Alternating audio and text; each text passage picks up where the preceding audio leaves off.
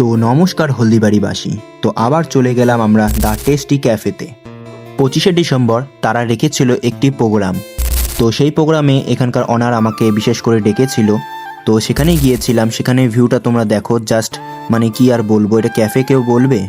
এত ভিড় হয়েছে, মানে কোনো ফেস্টিভ্যালে এসেছি এমন নিজেকে মনে হচ্ছে। চারিদিকে প্রচুর পরিমাণে ভিড় হয়েছে। আর এখানে এসে আমার একটা সাবস্ক্রাইবারের সাথে দেখা হয়ে গেল। এই দেখো মুখ লুকাচ্ছে।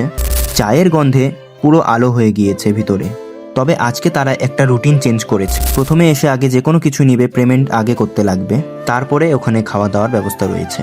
ভিতরের প্রোগ্রামটা এনজয় নাও তোমরা প্রথমে।